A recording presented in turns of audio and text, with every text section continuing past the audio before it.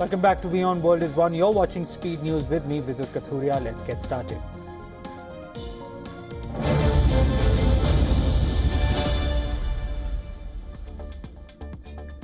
One week after the deadly blast near Delhi's Red Fort, the National Investigation Agency has arrested a Kashmir resident in connection with the attack. Amir Rashid Ali, whose name was on the Hyundai i20 used in the bombing, was taken into custody in Delhi following a large-scale search operation. The NIA says investigations show Ali, a resident of Sambora in Pampore, Jammu and Kashmir, conspired with the alleged suicide bomber Umar-ul-Nabi to carry out the attack that killed at least 10 people and injured 32 others. Authorities say Ali had come to Delhi to help facilitate the purchase of the car that was converted into a vehicle-borne improvised explosive device.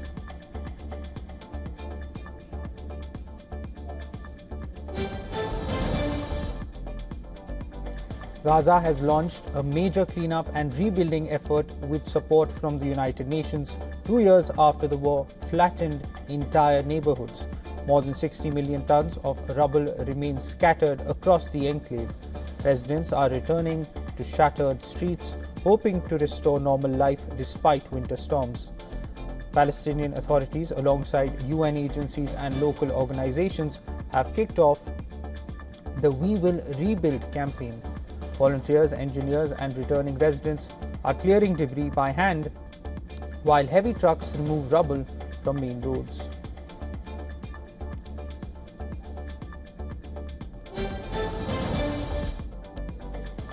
The Israeli Defense Forces say they have uncovered a diary belonging to a Hamas platoon commander in Beit Hanun, shedding light on the group's use of Gaza's civilian infrastructure for military purposes. The discovery, reported by Israel's Channel 12, offers no further details. Written by Commander Khalid Abu Akram and found in August in northern Gaza, the diary reportedly describes how Hamas embeds operations in schools, hospitals, and UN facilities, and how its fighters repurpose unexploded IDF munitions.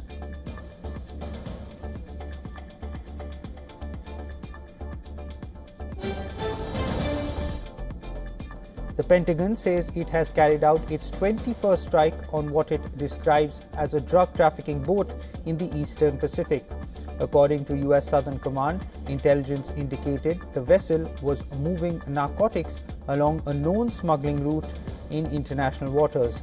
The strike killed 3 men, the command labeled as narco-terrorists. With this latest attack, a total of at least 83 people have been killed in the U.S. military's series of strikes on suspected drug smuggling boats.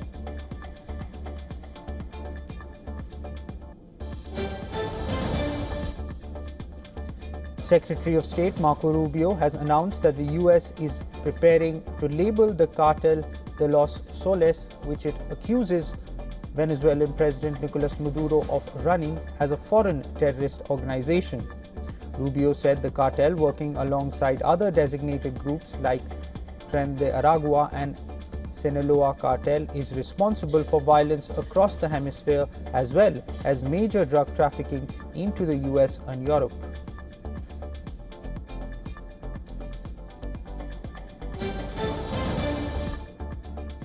US President Donald Trump has said he may hold talks with Venezuelan leader Nicolas Maduro amid a US military presence in the Caribbean.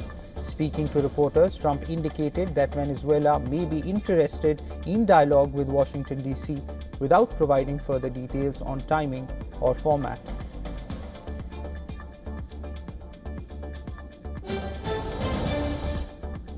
US President Donald Trump says Republicans are drafting legislation to sanction any country that does business with Russia. He also suggested Iran could be added to the list. Some US senators are renewing a push to get a long-stalled bipartisan sanctions bill to Trump's desk. The bill would slap tariffs on countries that buy Russian oil and gas and impose sanctions on international firms that do business with Russia's energy sector.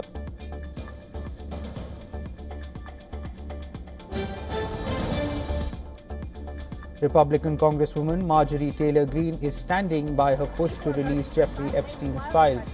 despite sharp criticism from President Donald Trump, who recently called her a traitor. Green says Trump's attacks are an attempt to intimidate her and silence advocacy for Epstein's victims. Lawmakers leading the effort predict strong Republican support, potentially securing a veto-proof majority. The vote on the bill, which would compel the Justice Department to release all files and communications related to Epstein and his prison death, is expected next week.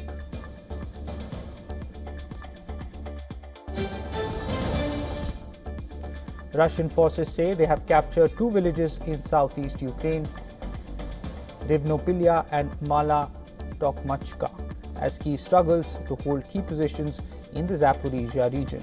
A Ukrainian drone strike temporarily halted shipments at Russia's key oil terminal, the country's largest Black Sea port. Industry sources report operations have now resumed, with analysts calling it Ukraine's most significant strike so far on Russia's main crude export infrastructure.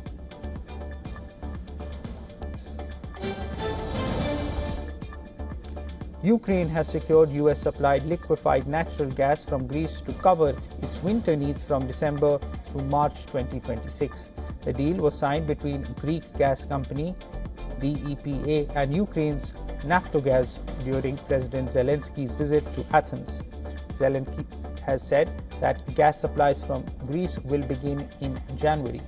During his visit to Greece, Zelensky also thanked US President Donald Trump, noting that Ukraine will be able to receive natural gas both directly and via Greece.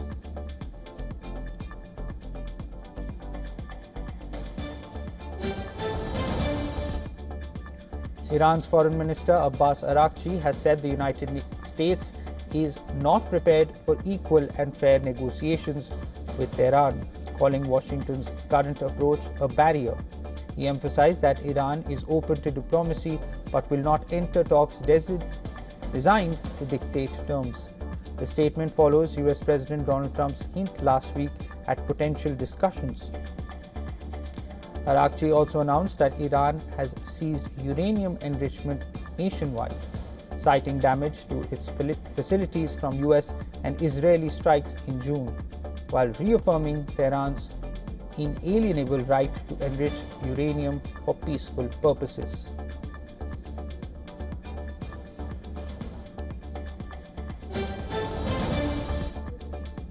Tensions are escalating sharply in East Asia over the disputed Senkaku Islands, controlled by Japan but claimed by China. Beijing has sent Coast Guard vessels through waters near the islands, heightening a long-standing territorial dispute. Taiwan's defense ministry reports detecting 30 Chinese military aircraft, 7 Navy ships, and 1 Coast Guard vessel near the island over the past 24 hours. China says the movements were part of a lawful rights enforcement patrol to safeguard its national interests.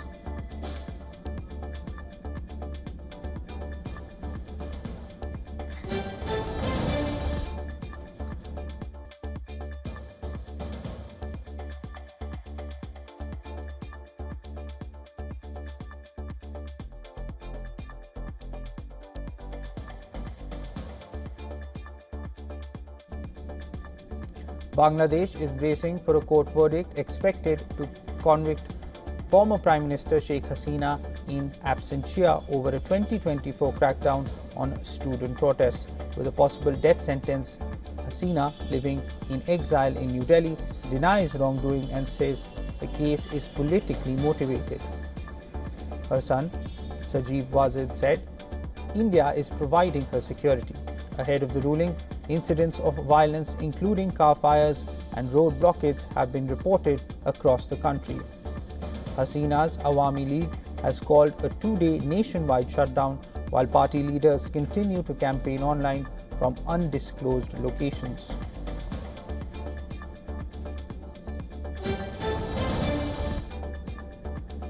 Ecuador's President Daniel Noboa has announced that Wilmer Chavarria Pare, known as Pipo, has been captured in Spain.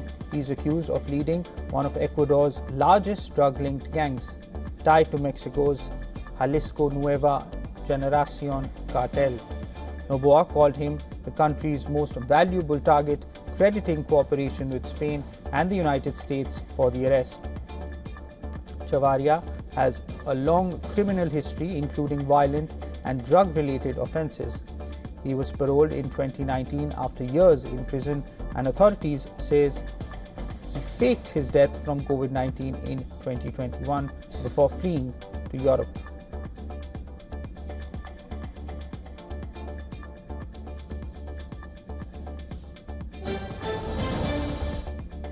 Ecuadorians headed to the polls to decide on two major national questions: whether to allow the return of foreign military bases, a measure President Daniel Noboa says is essential for combating organized crime, and whether to convene a constitutional assembly to rewrite the country's constitution.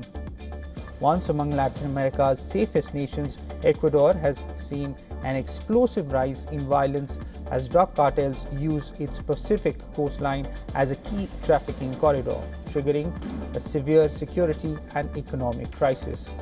According to media reports, polling indicates broad support for forming a constitutional assembly, while the proposal to permit foreign military bases remains more divisive.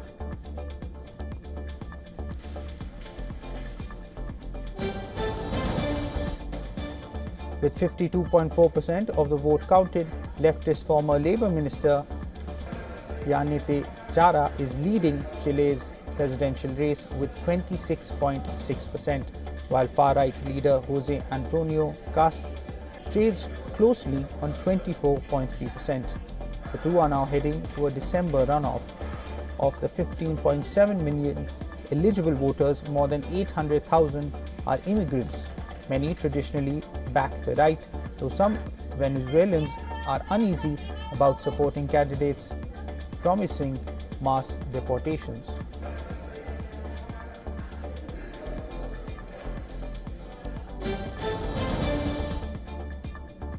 Branko Blanusa, a relatively unknown university professor, is campaigning for the early presidential election on November 23rd in the Bosnian Serb entity.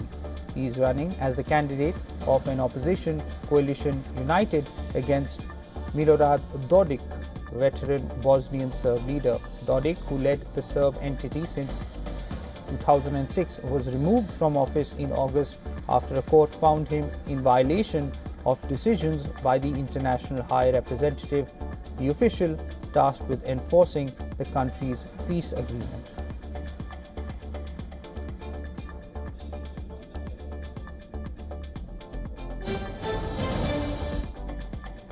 In India, a new government in the state of Bihar is expected to take shape soon, as the state has scheduled the final meeting of the outgoing cabinet for Monday. The meeting is likely to give Chief Minister Nitish Kumar the authority to carry out the necessary steps for the transition, effectively clearing the path for the formation of the new administration.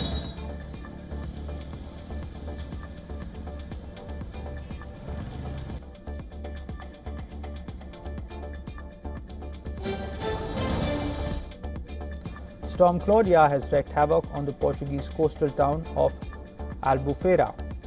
UGC images show flooded streets, damaged buildings and overturned cars across the area. Officials report that an 85-year-old British woman has died and around 20 people were injured in Albufeira and nearby communities. Emergency crews are clearing debris, checking unsafe structures and restoring essential services, while authorities warn residents and tourists to avoid the hardest hit areas as recovery continues.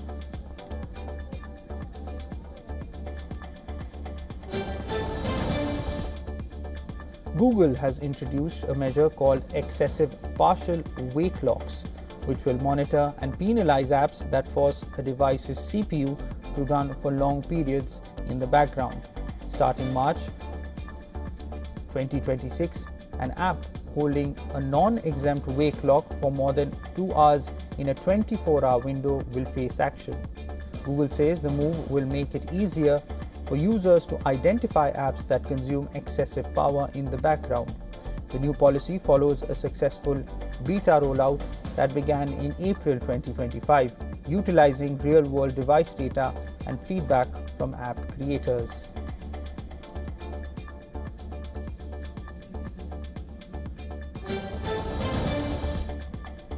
Meta is making a major shift in how it evaluates employees.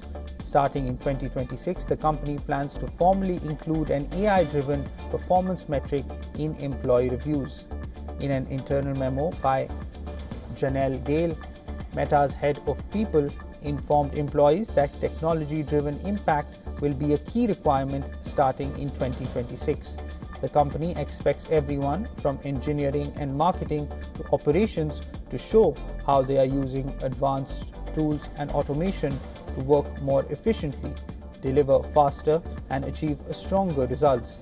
The move by Meta aligns with CEO Mark Zuckerberg's goal of turning Meta into an AI-first organization.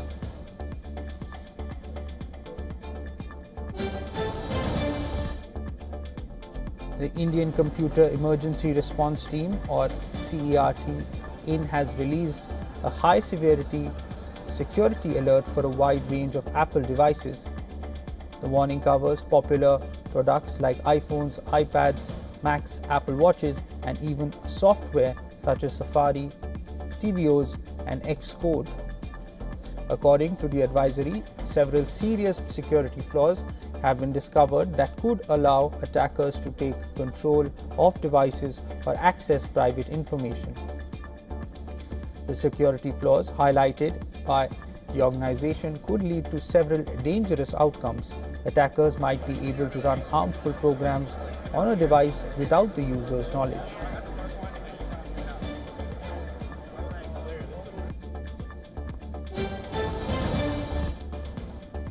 Oil prices slipped in early Asian trade on Monday after loadings resumed at the key Russian Black Sea export hub Novorossiysk following a two-day suspension triggered by a Ukrainian strike. Brent crude futures and the US West Texas Intermediate dipped more than 0.5%. Despite the restart, investors remain cautious over persistent Ukrainian attacks on Russian oil infrastructure and the impact of Western sanctions on supply flows.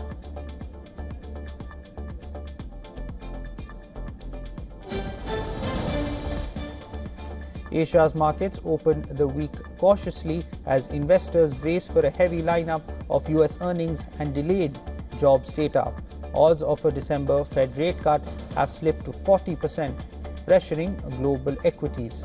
Japan's Nikkei was flat, but tourism and retail stocks plunged after China warned citizens against traveling to Japan. Australia's ASX hit a 4-month low, dragged by a 0.7% fall in BHP after a UK court ruling over a Brazil dam disaster. On Wall Street, Friday's sell-off eased, though Treasury yields remain elevated at 4.15%. This week brings 19 Fed speakers and Thursday's delayed US jobs report data seen as stale, but still market-moving given stagflation concerns. In the US, earnings from Home Depot, Walmart, Target, and especially Nvidia will test the AI-driven market rally, with Nvidia up 1,000% since late 2022. The dollar firm Brent dipped and Bitcoin fell nearly 2% after a 10% weekly drop.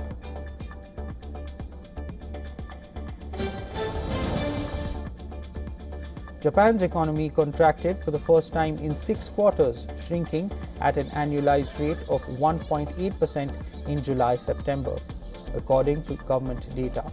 On a quarterly basis, the drop was about 0.4%, better than expectations of a 0.6% fall. The decline was largely driven by a slump in exports following the implementation of higher US tariffs and weaker housing investment after tougher energy efficiency regulations. Consumption rose only 0.1%. Despite the setback, economists view it as a temporary drag rather than the start of a full recession, with hopes of a rebound in the October-December quarter.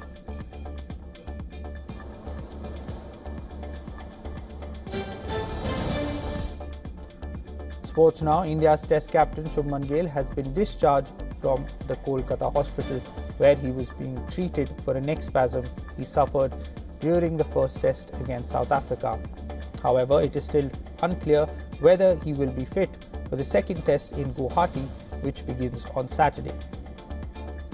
Now, India head coach Gautam Gambhir says his fitness will continue to be assessed and a call is likely to be taken on his participation in the second test in the next 48 to 72 hours. India lost the first test against South Africa by 30 runs.